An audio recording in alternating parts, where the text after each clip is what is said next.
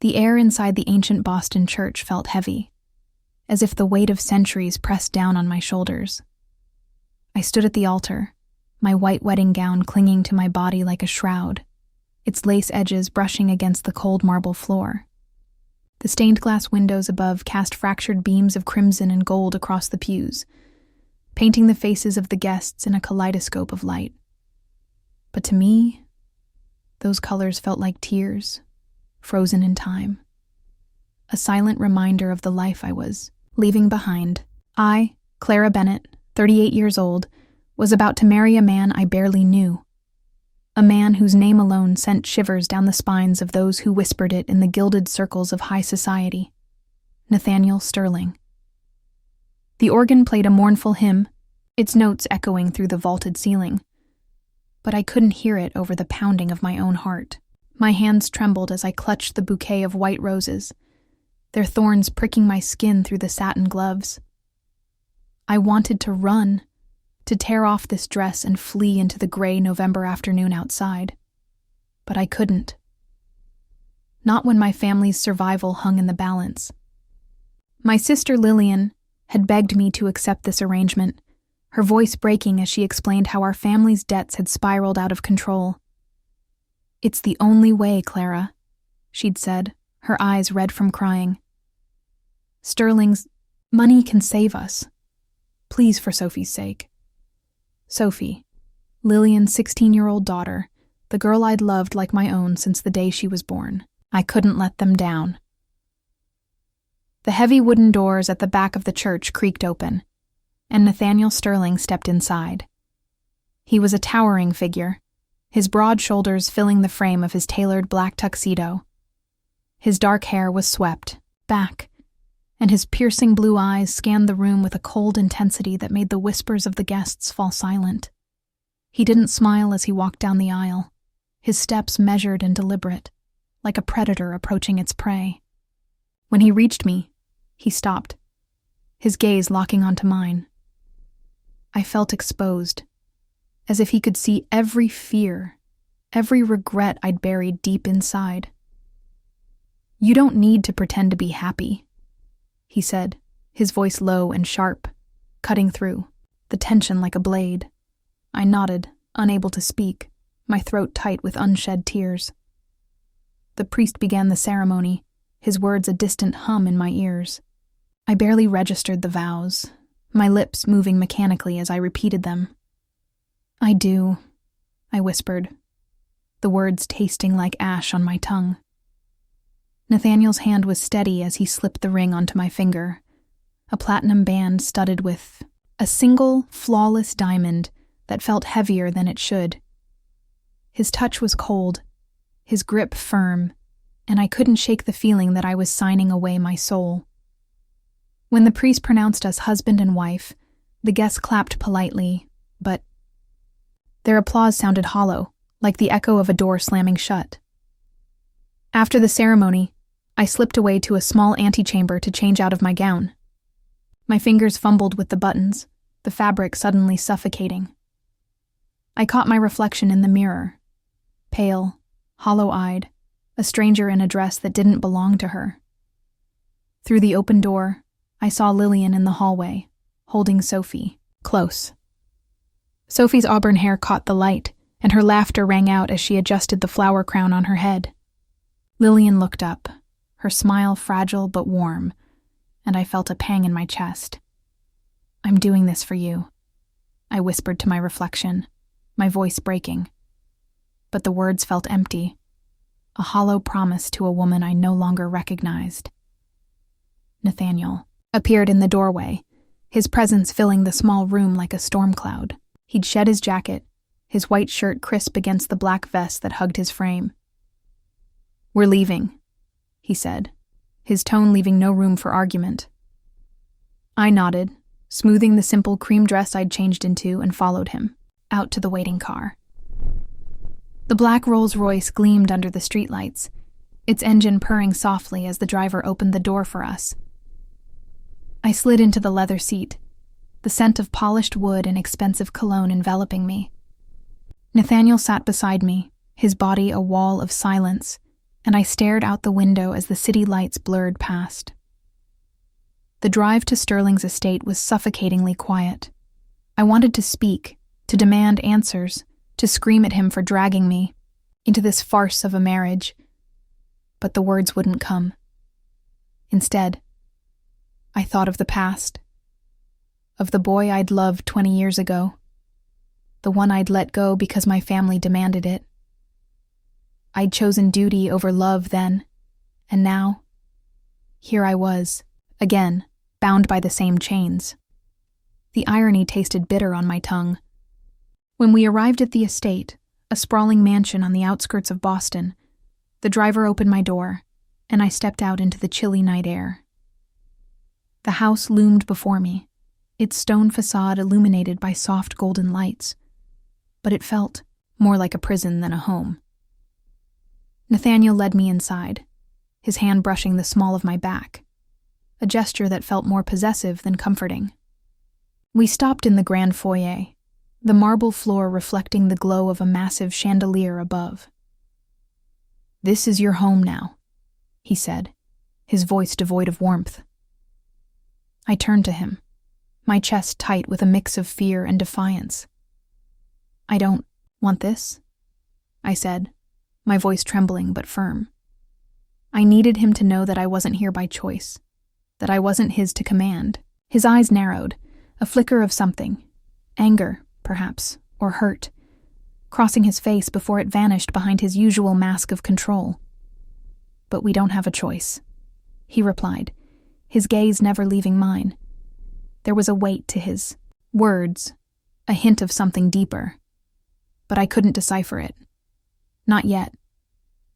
I turned away, my hands clenching into fists at my sides, and followed him up the winding staircase to the life I'd never wanted. The Sterling estate felt like a mausoleum, its grandeur suffocating under the weight of silence. I sat on a velvet-upholstered armchair in the master bedroom, my fingers tracing the intricate embroidery on the cushion, trying to anchor myself in the moment. The room was a study in opulence, marble floors, a four-poster bed draped in crimson, silk, and a chandelier that cast a soft, golden glow over everything. But the warmth of the fire crackling in the hearth couldn't reach me. I'd changed out of my wedding gown into a simple silk nightgown, its ivory fabric cool against my skin. But I still felt exposed, vulnerable in this unfamiliar space. It was my wedding night, but there was no love here, only the cold reality of a marriage born from necessity. The door opened with a soft creak, and Nathaniel stepped inside, his presence filling the room like a storm rolling in.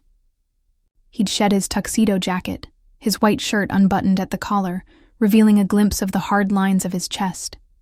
His dark hair was slightly tousled, but his blue eyes were as sharp as ever, locking onto me with an intensity that made my breath catch. "You're afraid of me," he said, his voice low and cold, a statement rather than a question. I nodded, unable to stop the tears that welled up in my eyes, spilling over and tracing hot paths down my cheeks. I hated how weak I felt in that moment, how small I seemed under his gaze. He didn't move closer, not at first. Instead, he sat on the edge of the bed, a safe distance away, his hands clasped in front of him. The firelight danced across his face, highlighting the sharp angles of his jaw, the faint scar above his left eyebrow, a mark I hadn't noticed before. I wanted to ask about it, to break the silence that stretched between us, but my voice wouldn't. "Come." My eyes drifted to the wall above the fireplace, where a portrait hung. A woman with long blonde hair and sad gray eyes, her expression hauntingly familiar. "Who is she?" I asked, my voice trembling, barely above a whisper. "Nathaniel's." Gaze followed mine, and for a moment I saw something flicker in his eyes. Pain, raw and unguarded, before he shuddered it away. "My mother," he said, his voice rough, like gravel underfoot. He stood, walking over to the portrait, his fingers brushing the gilded frame as if he could touch the woman within. "She died when I was 16. Cancer. The word hung in the air, heavy with unspoken grief. He turned back to me, his expression unreadable, but his voice softened as he continued. After she was gone, I swore I'd never let myself be weak again. I left my family, built my empire, because I thought power could protect me from that kind of pain. His words hit me like a wave, stirring memories I'd buried deep. I thought of Lillian, my sister, who'd raised Sophie alone after her husband walked out, sacrificing everything to give her daughter a better life. I'd watched her struggle, seen the toll it took on her, and yet I'd never truly understood her pain until now. Nathaniel's story mirrored hers in a way. Both of them had chosen to shut out the world to protect themselves, to protect those they loved. But where did that leave me? Was I destined to repeat their mistakes, to let this marriage become another wall between me and the people I cared about? I wiped my tears away, forcing my voice to steady. I don't belong here, I said. The pa, words sharper than I intended, a desperate plea for him to understand. I needed him to see that I wasn't here by choice, that I wasn't his to claim. His eyes narrowed, a flicker of something, hurt, perhaps, crossing his face before it vanished behind his usual mask of control. "You're my wife, Clara," he said, his voice firm. But there was a tremor beneath it, a crack in his armor that I hadn't expected. I stood, my hands clenching into fists at my sides, the silk of my nightgown brushing against my legs as I moved toward the window. The view outside was breathtaking.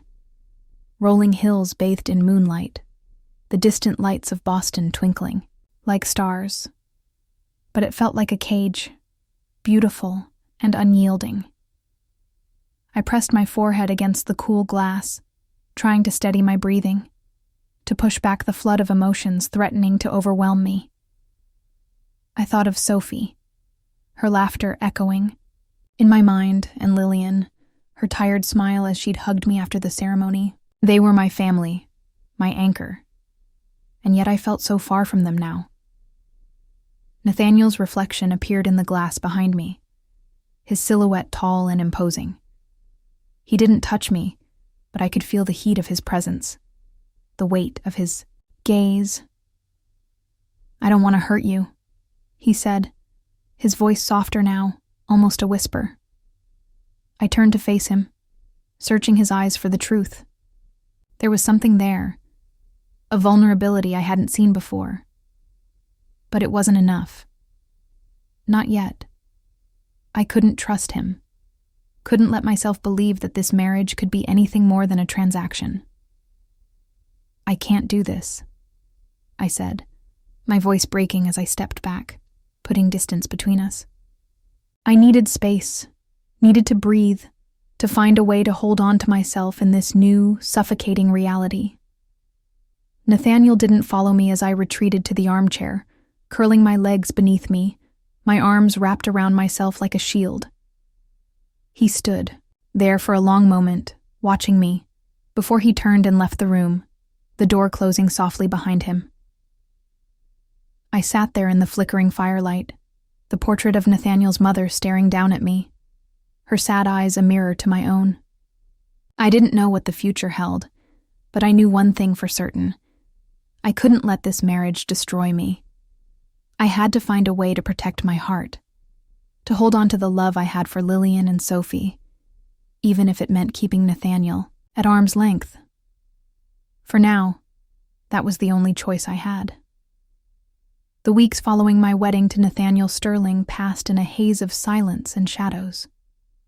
The Sterling estate, with its endless marble corridors and towering windows, felt more like a museum than a home, a place where beauty existed only to be admired, not touched. I moved through its halls like a ghost, my footsteps echoing softly against the polished floors, my presence barely acknowledged by the staff who flitted about with downcast eyes. Nathaniel was a constant absence, his days consumed by meetings and late nights at his office in downtown Boston. When he was home, we sat across from each other at the long dining table, the flickering candlelight casting our shadows on the walls. But the space between us was a chasm I couldn't cross. Each evening, I'd watch him over the rim of my wine glass, searching for a crack in his armor, a glimpse of the man beneath the cold exterior. But his face remained a mask, sharp jawline, piercing blue eyes, and a mouth that never smiled. "You're never really here," I said one night, my voice sharp with frustration, the words spilling out before I could stop them. Nathaniel's gaze snapped to mine, his eyes narrowing, the candlelight reflecting in them like shards of ice.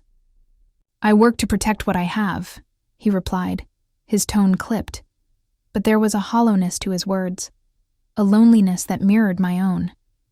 I wanted to reach out, to bridge the gap between us, but the weight of my resentment held me back. I couldn't forget that this marriage was a transaction, a deal struck to save my family, and I wasn't ready to let him in. During the day, I sought refuge in the one place that still felt like home, Lillian's small apartment on the edge of Boston. It was a modest space, with peeling wallpaper and a kitchen that always smelled of fresh bread, but it was filled with warmth, the kind of warmth the Sterling estate could never offer. Lillian was at work most days, managing a local diner to support herself and Sophie, so I spent my time with my niece, helping her with her homework, or braiding her auburn hair into intricate patterns. "You're like a second mom to me," Sophie said one afternoon, her voice soft as she handed me a hair tie. I froze, my fingers still tangled in her hair, and pulled her into a tight hug, tears pricking my eyes. "I'll always be here for you," I whispered, my voice thick with emotion. In that moment, I felt the depth of my love for her, a love that had sustained me through the darkest times. But something was wrong with Lillian. I'd noticed it in the way she moved lately, slower, more deliberate, as if each step took a monumental effort. Her smiles were forced, her laughter rare, and there were shadows under her eyes that hadn't been there before. One evening, after Sophie had gone to bed, I cornered her in the kitchen, the dim light above the stove casting her face in a soft glow. "What's going on, Lillian?" I asked, my voice trembling with worry. She turned away, busying herself with washing a plate that was already clean, but I grabbed her arm, forcing her to face me. "You can't keep hiding from me," I said, my tone sharper than I intended, a mix of fear and frustration bubbling to the surface. Lillian's shoulders slumped, and she set the plate down with a sigh. "I didn't want you to worry," she said, her voice barely above a whisper. She looked at me then, her hazel eyes brimming with tears, and I felt my heart drop. "I'm sick, Clara," she admitted, the words slicing through me like a knife. "The doctors found a tumor. It's not good." I stared at her, my mind reeling, unable to process what she'd just said. A tumor. My sister, the woman who'd been my rock, who'd raised Sophie alone after her husband left, who'd always been stronger than me, she was sick, and she'd kept it from me. "Why didn't you tell me?" I demanded, my voice breaking as tears streamed down my face. I felt betrayed, as if the one person I'd always trusted had turned her back on me. "You don't understand, Clara," Lillian said, her voice cracking with emotion. "You've already given up so much for us, your freedom, your happiness. I couldn't bear to burden you with this too." Her words hit me like a punch to the gut, and I pulled her into my arms, holding her as we both cried. I thought of all the sacrifices she'd made, all the pain she'd carried alone, and I realized how blind I'd been to her struggles. I'd been so consumed by my own resentment, my own fears, that I hadn't seen the toll this had taken on her. That night, as I drove back to the Sterling estate, the city lights blurred through my tears. I felt a storm of emotions raging inside me, guilt for not noticing Lillian's pain sooner, anger at the unfairness of it all, and a deep, aching fear of losing her. When I walked into the dining room, Nathaniel was already there, a glass of Whiskey in his hand, his tie loosened. He looked up as I entered, his expression unreadable, but I didn't care. I needed to feel something, anything to drown out the pain clawing at my chest. "I can't do this alone," I said, my voice raw, the words spilling out before I could stop them. I wasn't sure if I was talking about Lillian, or this marriage, or the weight of everything I'd been carrying. Nathaniel set his glass down, his movements deliberate, and stood, closing the distance between us. He didn't touch me, but his presence was a steady force, grounding me in a way I hadn't expected. "You're not alone," he said, his voice softer than I'd ever heard it. And for the first time, I saw a flicker of something in his eyes. Something that looked like understanding. I turned away, my hands trembling as I wiped my tears, and sat at the table, staring at the untouched plate of food in front of me. I didn't know if I could trust Nathaniel, if I could let him in. But in that moment, I felt a tiny crack in the wall I'd built around my heart. Maybe, just maybe, I didn't have to face this alone. The storm came without warning, a violent tempest that shook the Sterling estate to its foundations. I woke with a start, my heart pounding as thunder roared outside, the sound reverberating through the walls like a beast clawing to get in. Lightning flashed through the heavy drapes, casting jagged shadows across the master bedroom. And for a moment, I forgot where I was. The crimson silk of the bed beneath me felt foreign, the air thick with the scent of old wood and wax. Then I remembered. Nathaniel, the marriage, Lillian's illness. The weight of it all pressed down on me, heavier than the storm outside. I sat up, my silk nightgown clinging to my sweat-dampened skin, and listened. The wind howled, rattling the windows, but there was another sound, a faint, rhythmic tapping, like footsteps echoing in the hallway beyond my door. Curiosity, or perhaps a desperate need for distraction, pulled me from the bed. I slipped on a robe, the soft fabric a small comfort against the chill, and opened the door, peering into the darkness. The hallway stretched out before me, a cavernous, expanse of shadows broken only by the occasional flicker of lightning. The footsteps grew louder, then stopped, and I saw a figure at the far end. A tall silhouette, unmistakably Nathaniel. He stood before a door I'd never noticed before, its dark wood carved with intricate patterns, a heavy iron lock glinting in the dim light. He held a key in his hand, his posture rigid, his face illuminated by a flash of lightning that revealed a look of raw anguish. I stepped forward, my bare feet silent on the cold marble floor, and called out softly, "What is that?"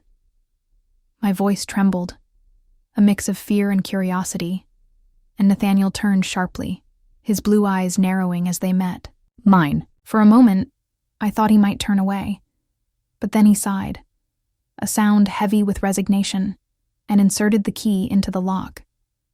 The door creaked open, revealing a small, dimly lit room that felt like a time capsule. Dust motes danced in the air, illuminated by the faint glow of a single lamp on a wooden desk. The walls were lined with shelves, each one crammed with books and trinkets, faded photographs, a porcelain doll with a cracked face, a tarnished silver locket. In the center of the room sat a wooden box, its surface etched with delicate carvings of ivy and roses. Nathaniel knelt beside it, his movements careful, almost reverent, as he lifted the lid. Inside were letters, dozens of them, their edges yellowed with age, tied together with a faded red ribbon. "Edward Langston," Nathaniel said, his voice rough as he pulled one of the letters free, the paper crinkling in his hands. "That's who these are addressed to." I stepped closer, my heart pounding, and knelt beside him, the cold floor biting into my knees. "Who is Edward?" I asked, my voice barely above a whisper, afraid of the answer, but needing to know. Nathaniel's jaw tightened, his fingers gripping the letter so hard I thought it might tear. He was my mother's lover, he said, the words laced with bitterness. And the man who destroyed her. He handed me the letter, and I unfolded it with trembling hands, my eyes scanning the elegant, looping handwriting. It was a love letter, written by Nathaniel's mother, her words filled with longing and despair. She wrote of Edward's promises, of a life they could have had together, but also of his betrayal. How he'd used her, manipulated her, driving her into a spiral of depression that ended with her death. Edward Langston was my father's business rival, Nathaniel continued, his voice low and strained. He seduced my mother to get to my father, to ruin him. But it was her he broke in the end. I looked up at Nathaniel, my chest tight, with a mix of horror and empathy. I saw the pain etched into every line of his face, the way his hands shook as he set the letter back in the box. "He's back now," Nathaniel said, his voice hardening. "Edward Langston. He's been circling, for years, waiting for a chance to destroy me. And now that you're here, you're a target too." His words sent a chill down my spine, the storm outside suddenly feeling like a harbinger of something far worse. I thought of Lillian, of the tumor growing inside her, of Sophie's innocent smile as she'd handed me a hair tie just days ago. If I didn't protect them, if I let this man, this monster, hurt them, I'd lose everything, just as Nathaniel had lost his mother. The realization hit me like a wave, and I felt a surge of determination, a fire igniting in my chest. I couldn't let history repeat itself. I wouldn't let my family suffer the way Nathaniel's had. "I don't want you to get hurt," Nathaniel said, his voice softer now, almost pleading. He reached out, his hand hovering near mine, but he didn't touch me, as if he were afraid. I'd pull away. I looked into his eyes, searching for the truth, and saw a vulnerability I hadn't expected. A man who'd built walls to protect himself, but who was now standing on the edge of letting them crumble. "But I can't trust you," I said, my voice trembling with the weight of my fear, my doubt. I wanted to believe him, to believe that he cared. But the scars of my past, of the love I'd lost, the family I'd sacrificed for, held me back. Stood, my legs shaky, and turned toward the door, needing space to process everything I'd learned. Nathaniel didn't follow me, but I felt his gaze on my back as I left the room, the storm outside raging on. I returned to the master bedroom, closing the door behind me, and sank onto the bed, my mind racing. Edward Langston was a threat, a shadow from Nathaniel's past that now loomed over my future. But more than that, I saw the depth of Nathaniel's pain, the wounds he carried, and I couldn't help but wonder if I was strong enough to face my own. For Lillian, for Sophie, I had to be. The morning light filtered through the heavy drapes of the Sterling estate, casting a pale glow across the bedroom, but it did nothing to ease the dread that had settled in my chest overnight. I'd barely slept, my mind replaying the revelations. From the dark hallway, Edward Langston, Nathaniel's mother, the threat that now loomed over us all. I sat at the edge of the bed, my silk robe wrapped tightly around me, staring at my reflection in the vanity mirror. The woman looking back at me was a stranger, pale, hollow-eyed, with lines of worry etched into her face. I didn't recognize myself anymore, not since the day I'd said "I do" to a man I didn't love, a man whose past was now threatening to unravel my future. My phone buzzed on the nightstand, snapping me out of my thoughts. It was a text from Lillian, a simple message that made my heart sink. "Check the news." I grabbed my phone, my fingers trembling as I opened the browser, and there it was, splashed across every major outlet. Sterling's bride. A marriage of convenience to hide a scandal? The headline screamed at me, accompanied by a grainy photo of me and Nathaniel at the church, his hand on my arm, my face a mask of misery. The article claimed our marriage was a sham, a calculated move to distract from some unnamed scandal in Nathaniel's empire. It painted me as a gold digger, a pawn in his game, and him as a ruthless manipulator who'd stop at nothing to protect his reputation. I felt the air leave my lungs, my vision blurring with tears of rage and humiliation. The words cut deeper than I'd expected, each sentence a knife twisting in my gut. I'd known this marriage was a transaction, but seeing it laid bare for the world to judge made it real in a way I hadn't been prepared for. My hands shook as I scrolled through the comments, vicious, mocking, tearing me apart without knowing a single truth about my life. I thought of Lillian, of Sophie, of how this would affect them.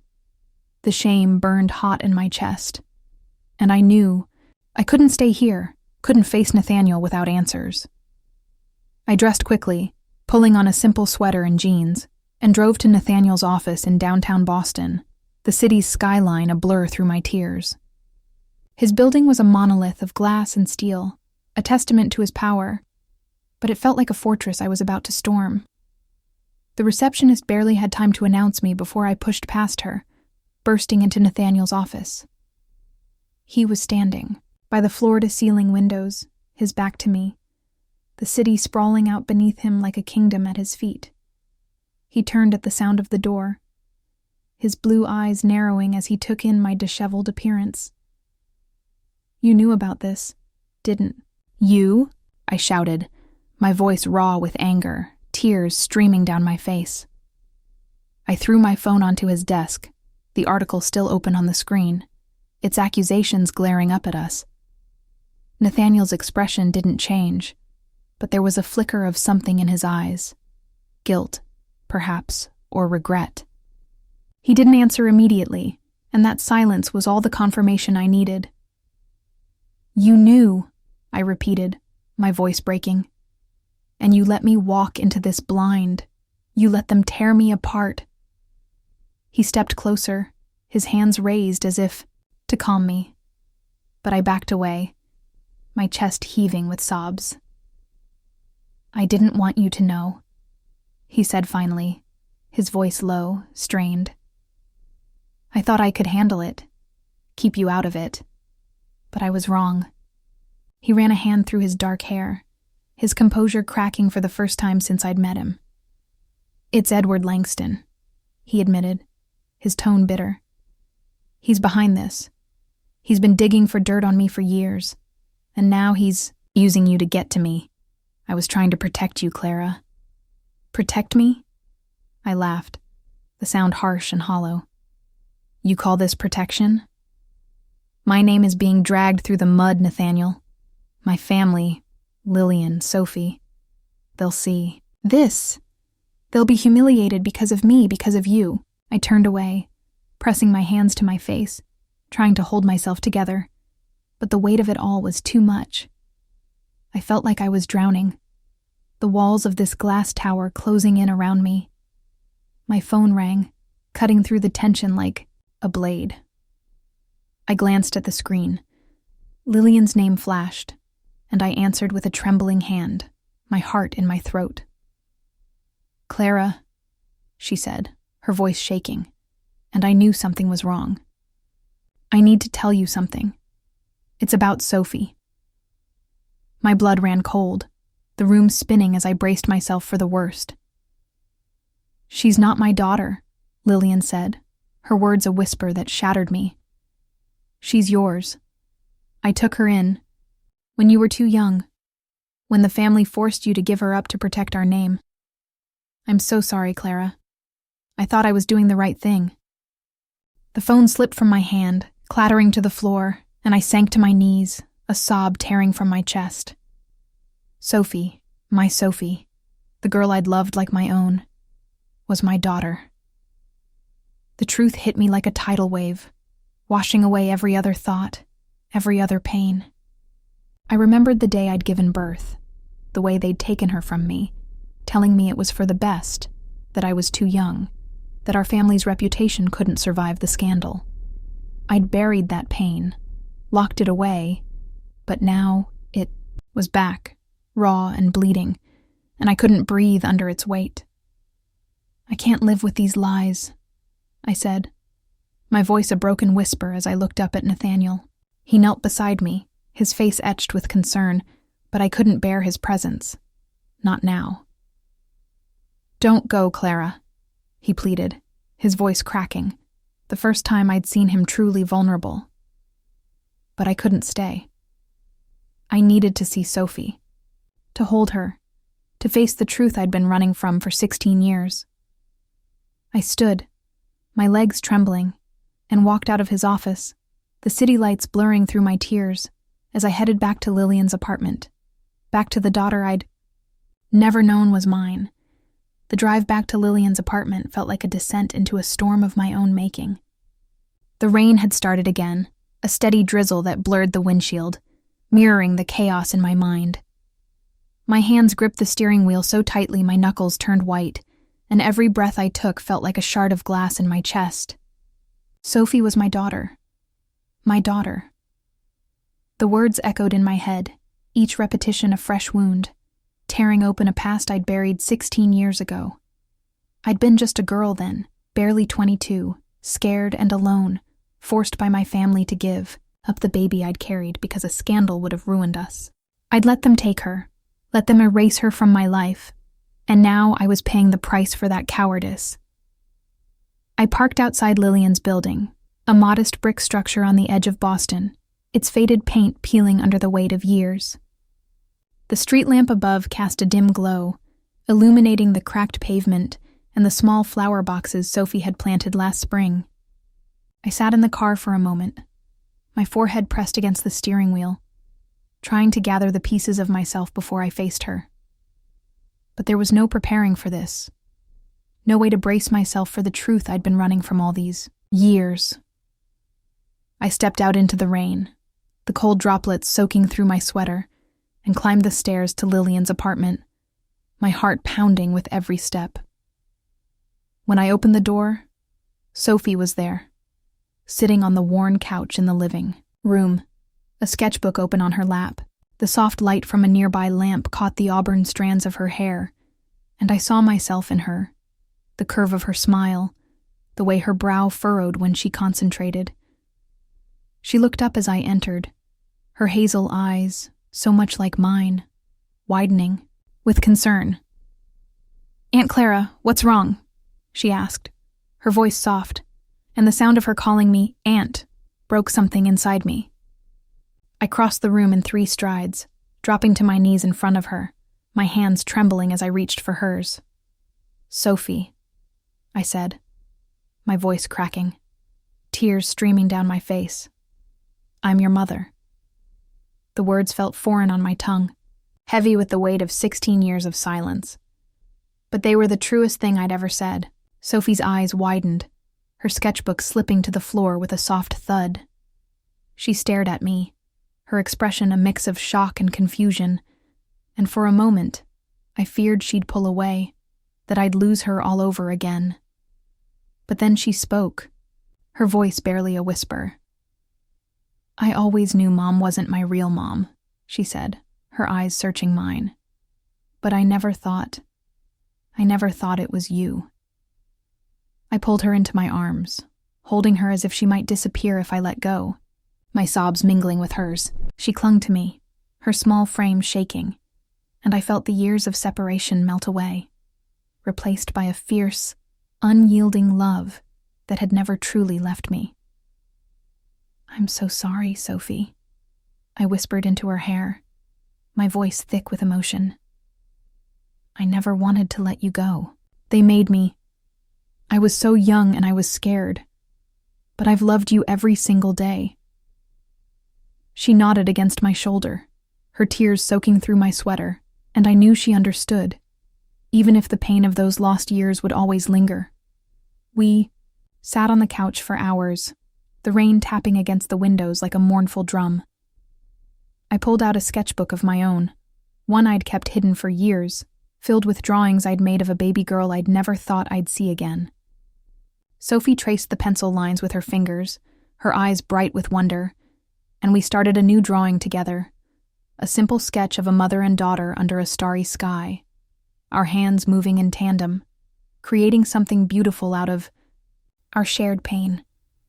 It was a small act, but it felt like a bridge, a way to start rebuilding what had been taken from us. The door opened, and Lillian stepped inside, her face pale, her eyes red from crying. She froze when she saw us, her hand flying to her mouth. "Clara," she said, her voice trembling. "I'm so sorry." I stood, crossing the room to pull her into a hug, my anger at her secrecy melting away in the face of her grief. "I understand why you did it," I said, my voice steady despite the tears. "But we can't keep hiding from the truth anymore." Before we could say more, there was a knock at the door, sharp and insistent.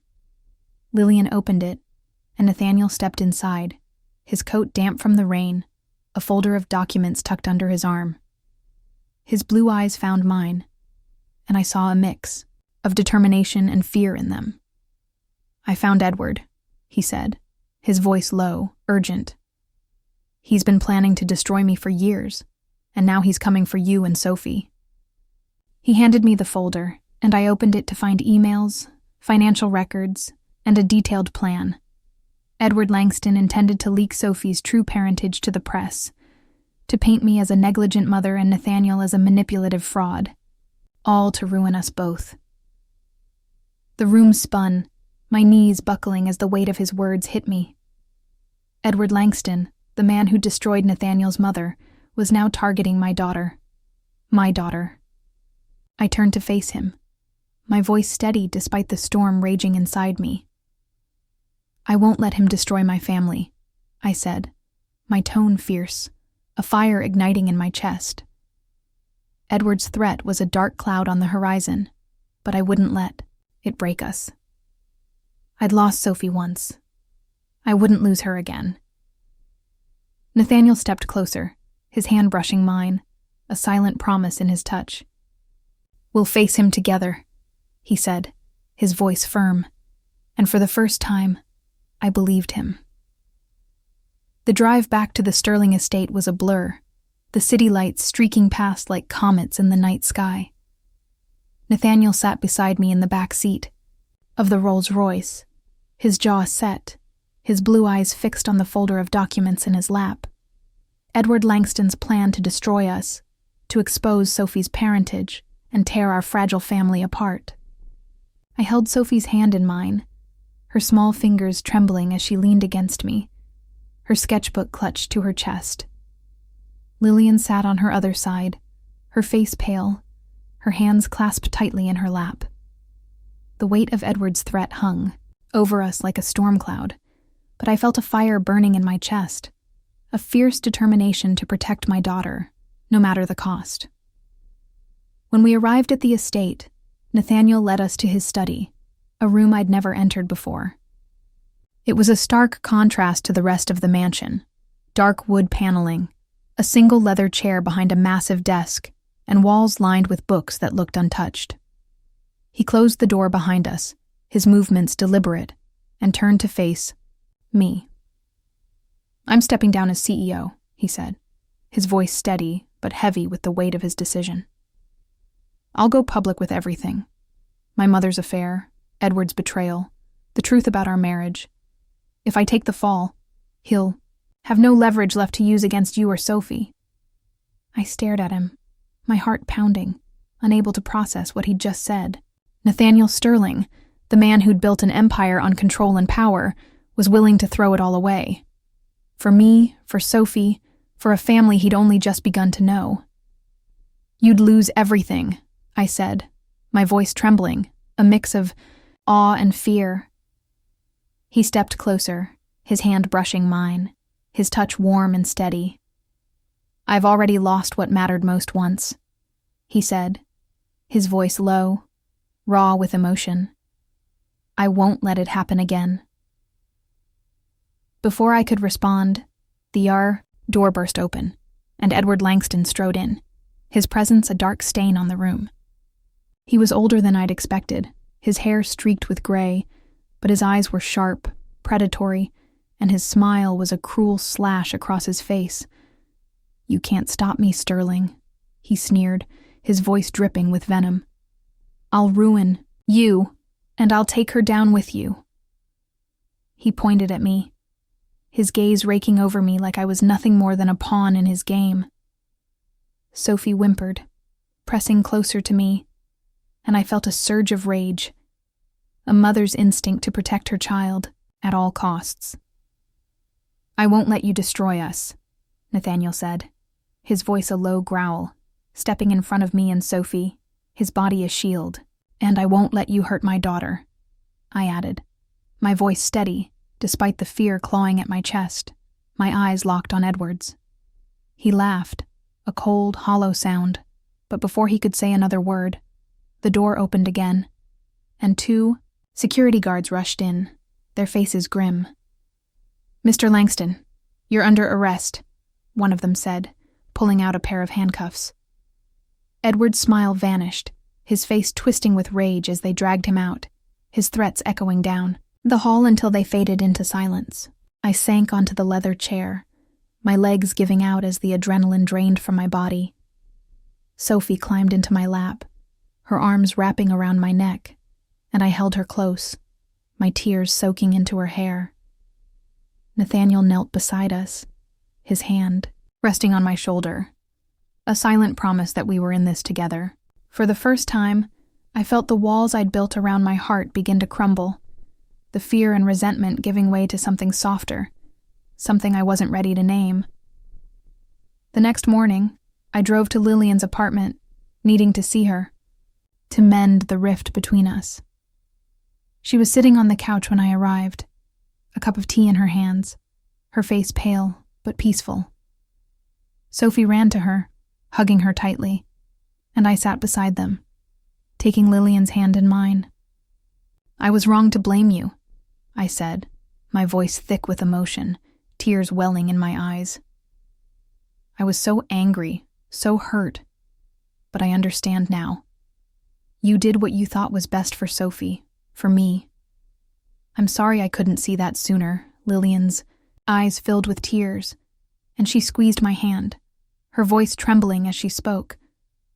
"I'm the one who should be sorry, Clara," she said, her words heavy with regret. "I thought I was protecting you, but I took so much from you. I'll never forgive myself for that." I pulled her into a hug, the 3 of us, me, Lillian, and Sophie, holding each other as the weight of years of pain and secrets melted away. In that moment, I felt a healing begin, a mending of the bonds that had been strained but never broken. Sophie looked up at me, her hazel eyes bright with a mix of hope and pride. "I'm so proud of you, Mom," she said, her voice soft but steady, and my heart swelled with a love so fierce it took my breath away. I kissed her forehead, my tears mingling with hers, and I knew that no matter what came next, we'd face it together. As we sat there, the morning light streaming through the window, I realized that the family I'd fought so hard to protect was stronger than I'd ever imagined. Edward Langston was gone, his threats silenced, but the scars he'd left behind would take time to heal. And Nathaniel had shown me a side of him I hadn't believed existed, a man willing to sacrifice everything for the people he cared about.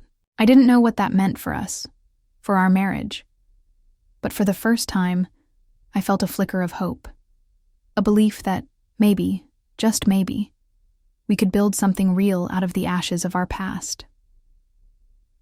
The weeks following Edward Langston's arrest felt like a slow, tentative exhale after holding my breath for far too long. The storm that had threatened to tear my family apart had passed, leaving behind a quiet that was both healing and fragile. The Sterling estate, once a cold and imposing prison, began to feel different, warmer, softer, as if the walls themselves had absorbed the love that now filled its halls.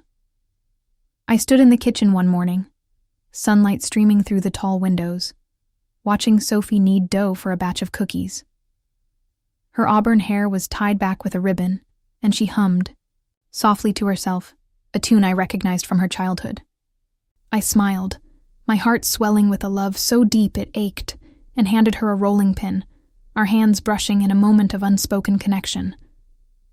After everything, Edward's threats, the public scandal, the revelation of Sophie's true parentage, we'd found a way to rebuild. Nathaniel had stepped down as CEO, a decision that sent shockwaves through the business world, but brought a peace to our lives I hadn't thought possible. He'd traded boardrooms for family dinners, his once impeccable suits replaced with casual sweaters, his sharp edges softened by the laughter that now echoed through the estate. I'd opened a small art gallery in Boston, a space where Sophie and I could work together, displaying her sketches alongside my own. It was a dream I'd never dared to imagine, a place where we could create beauty out of the pain we'd endured. One afternoon, as we hung a new piece in the gallery, a vibrant watercolor Sophie had painted of a mother and daughter under a starry sky, she turned to me, her hazel eyes bright with excitement. "I made something for you," she said, pulling a small canvas from her bag.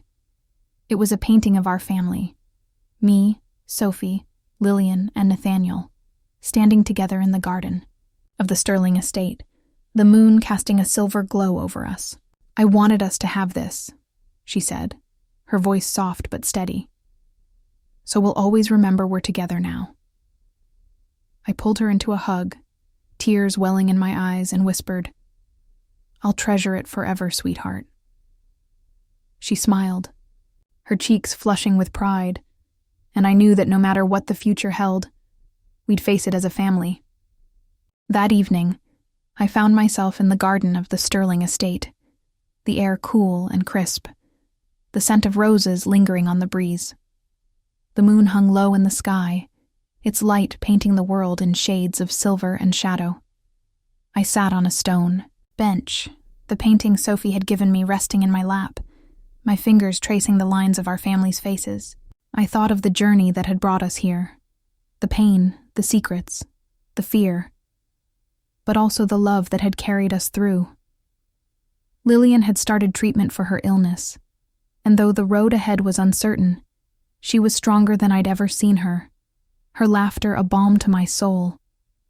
Sophie was thriving, her dreams of becoming a renowned artist taking shape with every brushstroke. Footsteps crunched on the gravel path behind me, and I turned to see Nathaniel approaching, his silhouette tall and steady against the moonlit backdrop. He'd changed so much in these past weeks, the cold, untouchable man I'd married replaced by someone who laughed easily, who held Sophie's hand as they walked through the garden, who looked at me with a warmth that made my heart ache. He sat beside me, his shoulder brushing mine, and for a moment, we sat in comfortable silence, the night wrapping around us like a cocoon. "You've given me something I never thought I'd have," he said finally, his voice low, tinged with a vulnerability that still caught me off guard.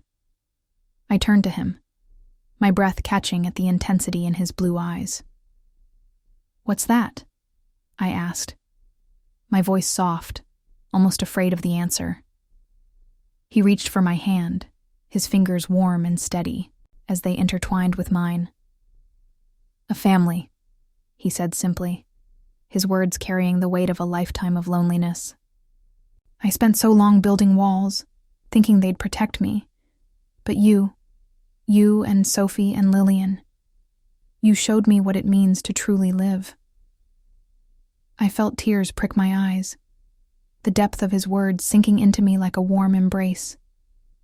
I thought of the man I'd met on our wedding day, the one who'd seemed so untouchable, so cold, and I realized how far we'd come.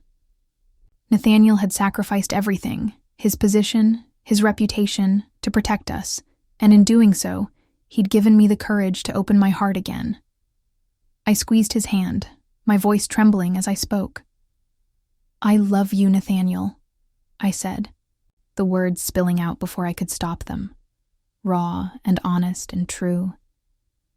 His eyes widened, a flicker of surprise giving way to a smile that lit up his face, transforming him into someone I barely recognized. Someone who looked at me like I was his entire world. He leaned in, his hand cupping my cheek, and kissed me under the moonlight. a kiss that was soft and tender, filled with a promise of forever. "I love you too, Clara," he whispered against my lips, and I felt a warmth spread through me, a happiness I'd thought I'd never find. We sat there for a long time, wrapped in each other's arms, the moon casting its glow over us. In the distance, I heard Sophie's laughter as she ran through the garden with Lillian, their voices a melody that filled the night. I thought of Sophie's dreams, her hope of becoming a renowned artist, the way her eyes lit up when she talked about her future, and I made a silent promise to always be there for her, to support her every step of the way. We'd been through so much, but we'd come out stronger, our family forged in the fires of pain and redemption. And as I looked at Nathaniel, at the man who'd become my partner, my love, I knew that this late-blooming happiness was worth every tear, every struggle, every moment of doubt. If you've been touched by this journey of love, redemption, and family, I'd be so grateful if you'd give this video a like. It means the world to me. And if you want to join me for more stories that tug at the heartstrings and inspire the soul, don't forget to hit that subscribe button. Let's keep exploring the beauty of human connection together. See you in the next chapter.